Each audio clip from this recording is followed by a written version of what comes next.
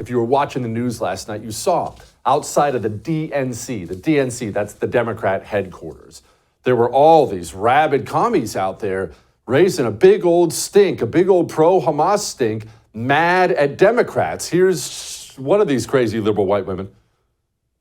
We are outside the DNC, we're outside the Democratic Party headquarters because this party claims to be on the side of life and peace and equality, and we're saying that we want them to live up to their values and oppose this horrific war and call for a ceasefire now, and we're being responded to by the police shoving anti-war activists down the stairs, shoving peaceful protesters back with their bikes, and because our party that 80% of us want a ceasefire, would rather beat up protesters. Hold on, to be continued. One second.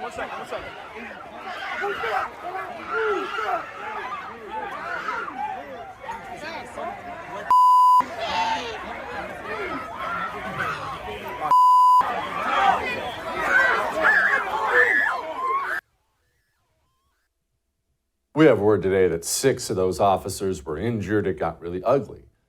And so people are not understanding what they're seeing.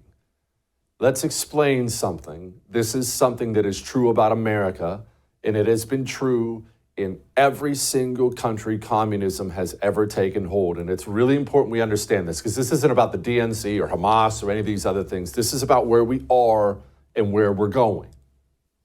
There have always been and will always be 2 separate divisions of communists everywhere. It was this way in the Soviet Union. It was this way in Red China. It's this way here in America. It was this way in Cambodia. It's always been this way. 2 separate divisions. What are these divisions? Elite communist scum and street communist scum. They are separate divisions, equally demonic and scummy, but separate divisions. Okay, elite communist scum. Who is this? These are the Joe Bidens, the Bill Gates of the world, the Mark Zuckerbergs, the billionaires, the politicians, the super powerful people, judges, FBI agents, so on and so forth. These are the elite communist scum. Now, these people, in general, are not true believers in any of the causes at all. They're in this for money and power. Elite communist scum. They understand, in order to obtain money and power, they need physicality. They need dregs of society who will murder people, beat people up, protest, vandalize things. And that's where the street communist scum come in. These are, in general, true believers. They really believe all the earth, global warming, and Black Lives Matter, and all this stupid crap. They're generally true believers. Almost always really stupid people, hateful, bitter people. They hate everything, including themselves. And the elite communist scum use the street communist scum to achieve more power. The street communist scum, what do they get out of this? Well, the elite communist scum provide for them protection. And that's an important part we need to understand about what's happening. They provide for them legal protection. Maybe you saw that protest last night. You said, this is crazy. The January 6th protesters are in prison. This is hypocritical. Stop. The elite communist scum are there to ensure the street communist scum don't face those same consequences. The elites provide the protection.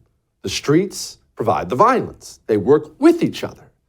But here is where we get to the division part. And this is something that has taken place again. Every single place communism has taken hold. You see the elites, yes, they need the streets. They need them beating people up and doing all the vile little things these demons do. But the streets don't actually hold real power. Oh, don't get me wrong. They can surround you and murder you and your whole family, and they will gladly do so and feel like they're the good guys, but they're not really in charge. It's the people who control the justice system.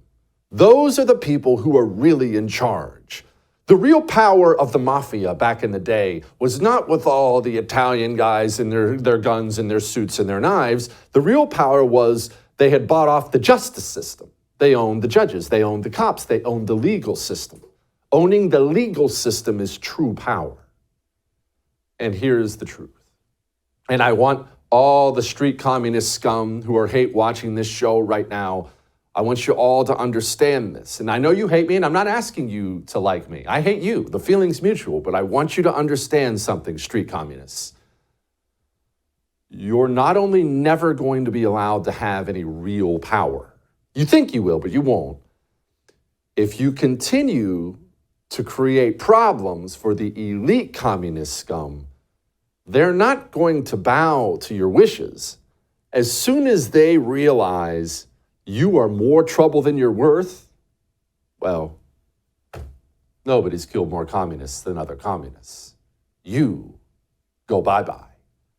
And another heads up as we wrap this up, because we have so much we want to get to here on the show. Another thing you street communists should understand is you're not dealing with Republicans now. You see, you're allowed to murder and assault and do all these horrible things to Republicans that you love to do. You love to do these things. You feel like you're the good guy. We're fighting Nazis. And here's what you're used to. You're used to the low-T GOP patting you on the head and acting like, oh, he's just kind of naive. These guys are a little bit crazy, huh, guys? The communists will not treat you with the kindness the GOP has treated you with. Right now, we're still in the revolution phase, where they still are trying to tear down society and burn it to ash so the elite communist scum can get more money and power. But once that revolution phase is complete, once you become a problem, street communists, communists will deal with you in a much more forward way than Republicans ever could.